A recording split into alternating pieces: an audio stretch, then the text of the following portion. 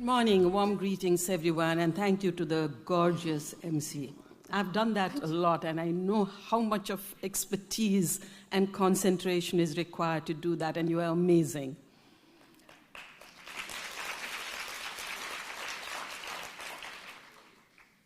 Honorable Ministers, President of SCWO, Dr. Swee, Excellencies, distinguished guests, and the vibrant warriors of gender equality. It's such an honor for me to stand before you today for a cause that I am so passionate about, and particularly the title, Changing Mindsets, which is so key. It was exhilarating listening to the keynote of our Honorable Minister, and so much has been done in Singapore. But I would like to, as a CEDAW expert member, but more as an activist, having worked in this area for almost 4 decades now, I think this is so very important. This is my 3rd term in the CEDAW committee, and I have been, from the time I entered the CEDAW committee, I've been pushing to say that CEDAW is not going to work unless and until we address gender stereotypes, which I think is the biggest obstacle to gender equality. I know Singapore has done a lot, but even in our last dialogue, we did point out a few gaps. So I hope I will be able to share some of my own personal life experiences in tackling gender stereotypes, in understanding gender stereotypes, and trying to bring about some change.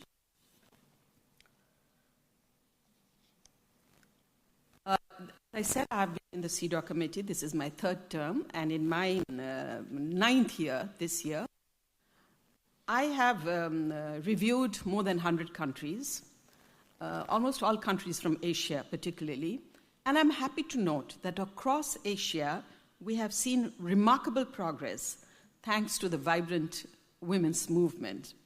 Many countries now have constitutional guarantees of equality, including my own country, landmark laws against domestic violence, sexual harassment, and child marriage, and increasing political representation of women.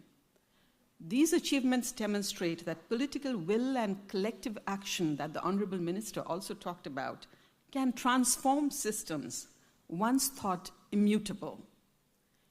And yet, despite these advances, one barrier persists: deeply entrenched gender stereotypes and mindsets that silently dictate who leads, who follows, who is valued, and who is overlooked.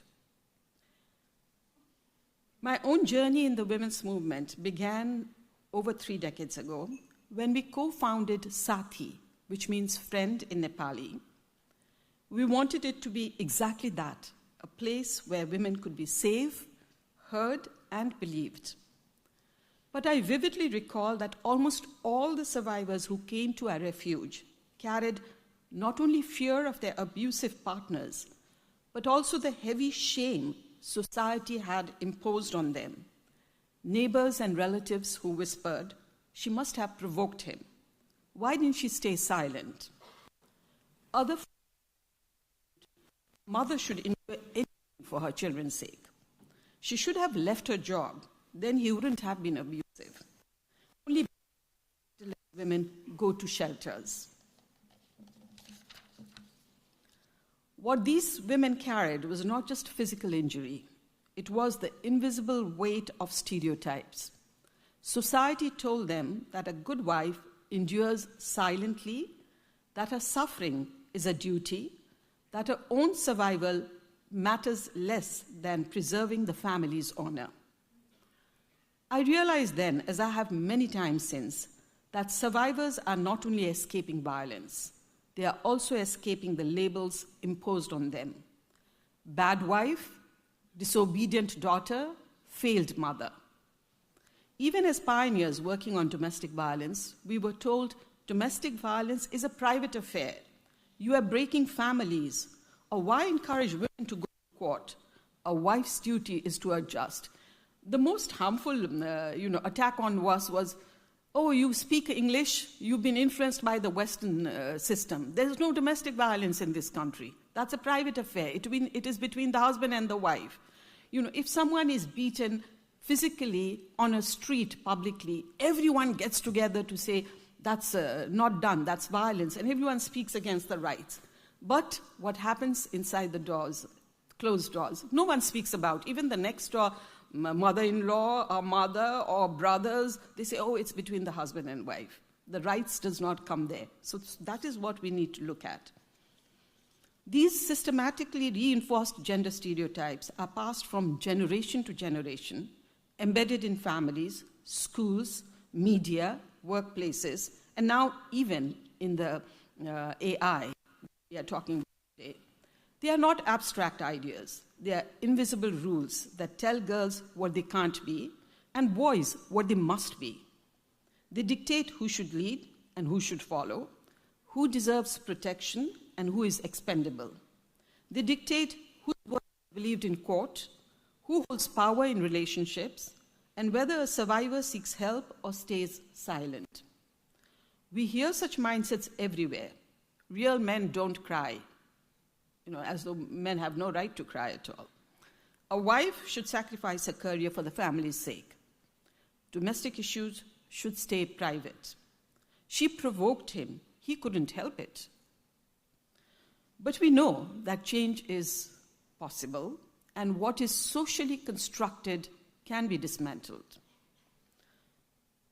The way we are raised, how we are nurtured, what values we absorb, and the examples we see as children shapes these perceptions and mindsets. Lessons learned in childhood settle deep within us and can remain stubbornly resilient.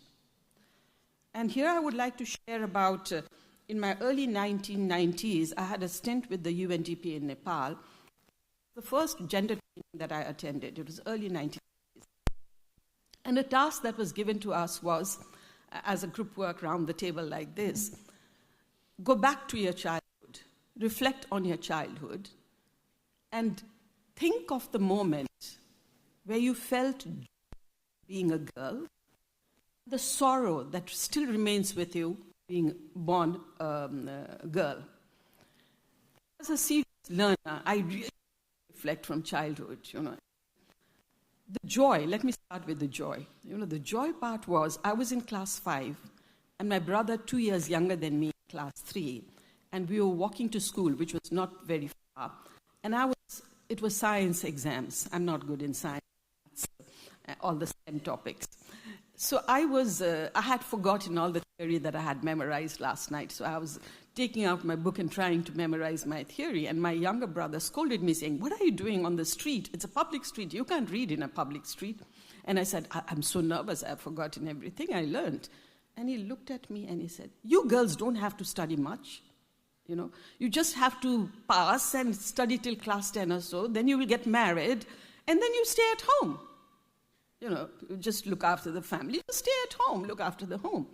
It's us who have to study very hard, get good marks so that we get a good job, and then earn enough to be able to look after our parents, a wife, and our children. And then I thought, oh yes, that's what I had been influenced and seeing. At that time, we didn't have all these mediums, of course, that you could see a movie in your hand. You have to go to a theater. And the Indian movies, the Bollywood movies, that's what it portrayed. And I said, of course, that's the reality, I don't have to study much. And I secretly started waiting for that time where I could leave school, leave studies, and find a good husband and be a pretty good wife and just stay home. That sounded so like a secret dream. You didn't say it, but then it was in my teenage, perhaps I sheltered those dreams. And I'm sure there's so many women that did the same, And I felt actually sorry for my little younger brother. He carried so much burden on his shoulders in class 3. Can you imagine? And I felt the joy. Thank God I'm a girl and not like my brother. That's how I felt. Now coming to the part where I felt sorry that I was a girl. I really had to think deeply into it, And then I realized We are four of us. I'm the eldest. I have two younger brothers and one younger sister. And we grew up in a middle-class family, quite access to education, quite privileged comparatively. And I didn't feel any discrimination as such, But I remember my first menstruation. My school had never prepared me for it. My mother had never spoken about it. These were things that you never speak about. So when I realized I had my first menstruation, my mother quickly pulled me and she said, you need to go to a room, the darkest room of the house. The curtains were even made darker so that the sun rays would not filter in. And then I was supposed to sleep on a floor, empty floor with no carpets or anything, and not touch anyone. And especially in my young mind, there were questions. I said, why am I supposed to do this? I've never felt such punishment before, And my mother, who hasn't been to a school, but she was literate, she could read and write, she explained to me. When I questioned her, she explained to me. She said, during your menstruation, you are impure. But the sun and the men, they have a lot of power. This, in simple words, that's what she explained. So your impure shadow should not be cast on the sun. That is the reason for the dark curtains, the sun rays not to filter. And no, you should not be seeing your brother or any man for that matter, because your shadow is going to impure them as well. You see? Can you imagine an 11-year-old girl who had been growing up in a positive environment, playing with her father, mother, so close in proximity, suddenly to be told that you are different, you are impure, you are not like your brother or your father? And that was the saddest moment for me, because I remember I was confined for 11 days. And that also actually, according to ritual, the first menstruation, it would be 21 days. But I had examinations, and my mother was just trying to say she's liberal enough to confine me for 11 days. It was shortening the confinement. So I was lucky, fortunate. So I came out of that thinking, I think I had a complex then. I was inferior than my brother. I was inferior than other men. I'm not supposed to harbor ambition. I should have more feminine qualities. And then the thing started. Don't be too late outside. Be careful how you are sitting. Don't talk too loudly. Don't laugh too loudly. All those lessons came. So I remember recalling that moment and how it changed my perceptions, So such subtle, constant signals, expectation to be gentle, the assumption that ambition was unfeminine are the face of stereotypes, even today in many contexts. But then later in life, I also realized that mindsets are learned, be unlearned. And here I want to share another experience of mine. For television also, joint television, which when it started in Nepal for the first time in the in mid-1980s. And I got an opportunity to go to Netherlands as a scholarship for the postgraduate diploma on news and current affairs production. It was my first international visit, very excitedly. No, I won't say I went excitedly, because the first thought was I already had two young children. I married when I was 17, child marriage. I was a mother when I was 18. And I had two young girls already when I started this job and profession. My family were very supportive because I was doing this job, So when I got this opportunity to go to Netherlands, my first thought was I cannot leave my two young children and go for that long. My counterpart, a male, easily said yes. But it took me days to think about it, and to feel that gnawing pain. How can I leave my two young girls and go? But my family was supportive. They encouraged me. And so I went with a very heavy heart. So I won't say very excitedly, but with a very heavy heart. But now let me cut the story short. Now the class was an international class. Two gray-haired professors, male, undertook the classes. And it was a small class, but they had never seen a Nepali, timid, young woman before. This was 1980s, 88 or so, I think, late 1980s. I was in my early 20s. And then, so they would actually, and I was very timid. I had never been exposed to this kind of area. So they would present a theory, and they would pick up students to say, what do you think of this theory? And they constantly picked me up. Perhaps they wanted me to open up and they would say, okay, what do you think about this? And this was so strange for me.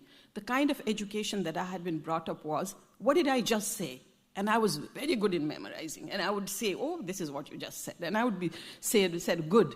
But here the professors were telling me, what do you think? I'm not talking about my presentation, but what do you think? That was so difficult for me to answer. Because I realized, I was in my early 20s, that I had never been told that, what do you think? I had been told that you cannot disagree with senior people, particularly men. So I only wanted to be very good and say what they did. But then, of course, I was very hesitant in the beginning, but I realized I have a long way to go and I'm very serious about my studies. So I started responding. It compelled me to think for myself. And for the first time, I felt I have thoughts of my own. I have brains of my own. I have a voice. And that even if I disagree with a gray-haired, elderly professor man, I'm still respected. They respect my different opinion. And this was not what it was in my country. So I found my voice, my identity. But what I found my niche was that I was lucky enough to find this, even though late in my 20s. But there are thousands and thousands of women who never recognize their own ability that is inherent in them. And that's a huge loss, not just to the woman. It's for the children, the family, the community, the country itself. The woman could emerge as such professional that could contribute to the country's development. But no, that would not happen. That was my, but then again, as I said, I found my voice. So I could unlearn what I had been taught. Because even in my profession, I was only doing the things told to me by my seniors and saying good and get a pat on the back and being contented. I never thought beyond that. So that's where I found my... Now, coming to Singapore. Singapore stands today as one of Asia's most advanced nations. Even Honorable Minister said, 10th globally on gender equality, first in Asia. So, we really look up to Singapore. In 2021, Singapore celebrated the 60th anniversary of the Women's Charter and declared the year as celebrating the achievements and contributions of Singapore women.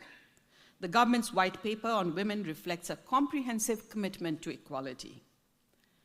Yet, during last year's dialogue with the CEDAW Committee on Singapore's 6th periodic report, and I was the chief rapporteur, we recognized that patriarchal mindsets remain a challenge in Singapore also. A 2022 AWARE survey found that 1 in 3 Singaporeans believe women should prioritize family over career, and caregiving remains largely feminized. Honorable Minister also said there's a lot of progress, but caregiving is an area that we need to really work on. The committee commended Singapore's legal reforms, but urged action to eliminate stereotypes portrayals of women and men in media and advertising, recognize, reduce, and redistribute unpaid care work, encourage men to share parenting and elder care responsibilities.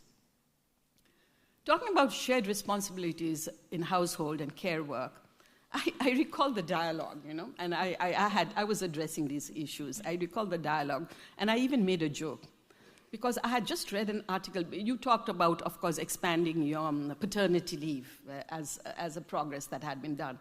And I recall I had just read an article in the Guardian, where Spain had come up with an app to monitor the shared household chores of the men, because men would come out and say, yes, we did this, but how do you monitor that? I really don't know if the app is in operation, but I did read this article. And I even shared, like in Nepal, we also have paternity, but it was after a year or so when we did a survey, most didn't like it, And the reason was, the men, instead of going to office, were at home. They were inviting their friends for a party or a card game.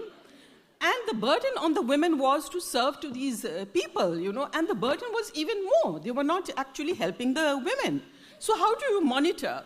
They said, we don't need this. So how do you monitor? So I came through this interesting article that Spain had come up with the app to monitor the household shared work of men, and on the basis of which they would be promoted or merited or whatever. And I said, Singapore, with its resources, with being known as one of the best in the continent, with your technology, advance in technology, perhaps you should come up with an app like that. All the other countries would actually, really salute you. The women would salute you, actually. So this was something that I had recalled during the dialogue. Yeah. And now coming to engaging men and boys. Laws can change overnight. You have an advocacy, you have a law. But changing mindsets often take generations. Even the best of laws are powerless if deep-rooted stereotypes shape society's attitudes. Therefore, changing mindsets is impossible without mobilizing and engaging men and boys. To share you again another story, I love stories, but it's real, okay, because I have been through these experiences. I remember I advocated a law. I led the advocacy in Nepal through a network. It was a collective effort, of course, for the adoption of the domestic violence law, because we were working in shelters and we realized our hands were clipped unless you had a law. It took us 14 years for the advocacy to materialize. And in 2009, we had a domestic violence law. We were throughout of Nepal, briefing and orienting community women that this law is utilize it. I recall one far western, a member from the far western community, a woman. As we were doing this, stood up and she said, "Look, I'm literate. I can read and write. I know where the nearest police station is in my community village. I'm your group's member too, community group member too. I know about the domestic violence law. I read it, and I know how to file an FIR. But in spite of having all this knowledge, I'm compelled to live in a violent relationship. My husband is alcoholic, drinks every night, comes, beats me, for the slightest of excuses. And I'm not going to use your domestic violence law because I don't trust it. What am I going to get once, let's say tomorrow, I file my report? The very next day, my husband will throw me out of my house. My parents, when I got married, told me, never come back. That is your house. So I cannot go back to my maternal family. I am not educated. The government is not going to take the guarantee of providing me a job or employment. I will have no income. My children will have to leave the school. I will not have a shelter or roof over my head.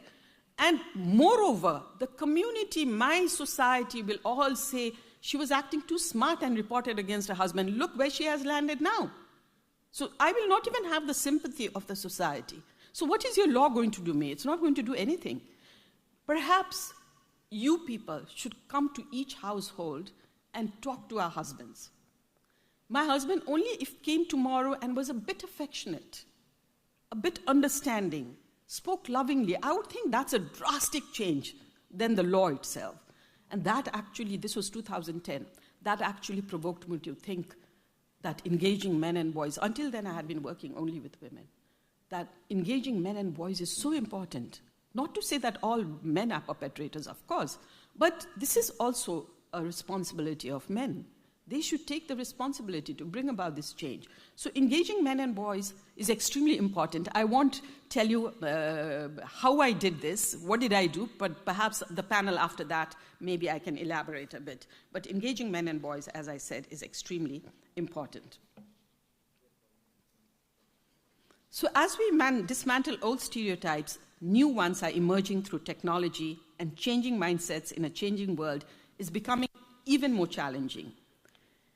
AI, used in everything from hiring tools to chatbots, often reflects human biases. For today's Gen Z and younger children, this is particularly concerning. AI-generated images of voice assistants that consistently present men as leaders and women in supportive roles quietly reinforce outdated stereotypes. I'm not a high-tech person, but 4 or 5 years ago, I was asked to talk about stereotypes, about men and women and the perceptions. And I said, let me just, that, what do you call that, Safari or Google. That's it. I can't go beyond that much, And I just said pictures of office leaders, and you won't believe it, all male came up. Pictures of secretaries, all female came up. So you see, that is what who work in this area for so long, but is not very technically savvy, using the simplest of Google to have these pictures, that's what it tells me. The rest of the women in many of the Asian countries don't have that high-tech technology. It's the men who easily and quickly have access. You know, the digital divide is very, very huge. You know, so that is where also we need to look into. Without intentional oversight, the very technologies designed to open the world can end up hard-coding yesterday's prejudices into tomorrow's minds. Our challenge is to ensure AI becomes a tool for inclusion and equity, not a digital echo of centuries-old biases. And this is where CEDAW comes in. I'm talking about dismantling stereotypes and realizing rights. So how do we get these rights? And it's so difficult. Oh God, when I am with state members, states dialogue in CEDAW committee, under Article 5, we do address stereotypes. And usually, you know, governments say awareness raising, we've done this, awareness raising. And I feel that's not adequate. And that's one of the reasons I've been pushing inside the CEDAW committee for this. Because awareness raising alone will not dismantle stereotypes. There's a lot of more that needs to be done, you know. So let me get back to CEDAW. So CEDAW remains indispensable in this area because it talks about rights. It's ratified by 189 states. As you mentioned earlier, it's been 30 years since Singapore ratified CEDAW. And it requires governments to confront discrimination, not only in law, but also in culture. Eliminating stereotypes is not optional charity. It is a legal obligation. But I hear many countries, I don't know how it is in Singapore, because Singapore is a very resourceful country, but in many of the countries, whenever the time for UN reporting comes up, usually it's the gender ministry or whichever ministry say, oh, another reporting. It's a burden. I never see a positive, you know, like we need to report to CEDAW, let's go to CEDAW and hear what the CEDAW committee members said. It's going to give us directions for the next 4 years. There's no excitement in the member states. It's a kind of a burden, another reporting coming up. How do we manage this? How do we just go through it, you know, and come back? You know, it's like ticking the box. We've reported to CEDAW, we've reported to CAT, and it's like that. I would like Singapore to take the lead to change that narrative, you know, because the CEDAW dialogue is called a constructive dialogue. And that's what it's meant to be, you know. It will identify, how can you be constructive if you don't understand your gaps? So here you are resourceful, but there are many countries who also feel the burden. You don't have the resources. So hire a consultant, tell them to write the CEDAW report. Done, finished, you know. But perhaps for my own country, I have been telling my government officials, we have the best of laws and policies. Nepal is known for its best of laws and policies, you know, domestic violence, sexual and reproductive health rights, sexual minorities. It is progressive. But then there is no strong monitoring mechanism to say whether the laws are actually being implemented. Is it benefiting the ones that it is intended for? And then I tell them, here is the CEDAW committee, 23 elected, internationally acclaimed experts who review you so thoroughly, show your gaps, and give you a roadmap for another 4 years. It's a free international expert service that you should have done it, but here, international experts are doing it. And this is, mind you, not like the SDGs or the Beijing Platform for Action, which is a blanket document for everyone. This is a tailor-made for that specific country. So change the narratives. Be excited about reporting to the CEDAW committee, about facing the dialogue, conversing with the CEDAW committee, and say, here we are. We appeared before the CEDAW committee. We now understand our gaps even better. And now we are going to do better in the next 4 years. So that narrative, please, I really tell you, this is something that I'm trying to change within the CEDAW committee and member states. Change that narrative, and I'm sure Singapore can do that and take the lead.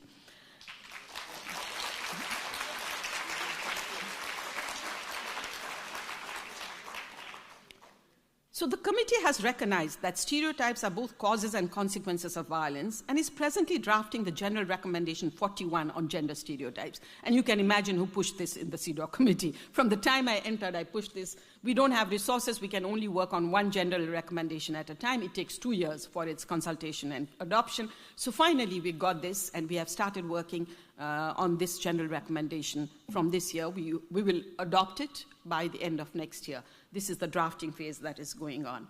I hope everyone knows what a general recommendation is. CEDAW was drafted, as you know, 40 years ago. It has only 16 articles. And many of the member states like to, it's too very brief. Many member states like to interpret it the way they want it. So in order to clarify and guide member states to understand what it means, CEDAW has the mandate to step on a particular theme and come out with a detailed general recommendation on that particular theme, which can be used, which has to be used by state parties in its reporting, which is addressed during the CEDAW dialogue in the recommendations given a particular country, and also it can be referred as CEDAW language in courts, whenever you are accessing rights and justice. So this is the general recommendation on gender stereotypes that we are drafting at the moment. It's a highly persuasive, concrete guidance and international standards that states should follow and civil society and courts can invoke to monitor accountability and develop programs and policies. General recommendations are adopted after wide consultations with states, experts, and civil society. So this GR 41 will guide states to reform laws, policies, and education systems, hold media and digital platforms, including AI, accountable for bias, partner with civil society to transform social norms. And I encourage Singapore's vibrant NGOs, researchers, and youth to engage actively in this drafting process, even the state to engage in this, submit data, share lived experiences, and help shape standards that will guide the next generation. I'm coming to the close of my presentation, and let me end where I began. What is constructed can be dismantled. Changing mindsets in this changing world is possible, and stereotypes can be dismantled. But the real change, as our SCWO president said earlier, begins from you, and begins from you, begins from your home, and begins from changing the mindset. Singapore, with its resources, innovation, and global influence, is uniquely positioned to lead in all this. Imagine a nation where gender-responsive AI ensures children see a world of equality and possibility. Care work is recognized, shared, and valued, not seen as women's work. Men and boys are actively engaged in households, schools, workplaces, and communities.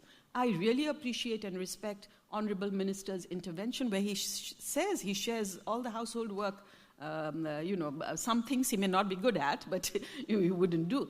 But we need role models like that. There are men who do it inside the house, but don't want to say it out because they will be stigmatized again, saying that, what are they doing?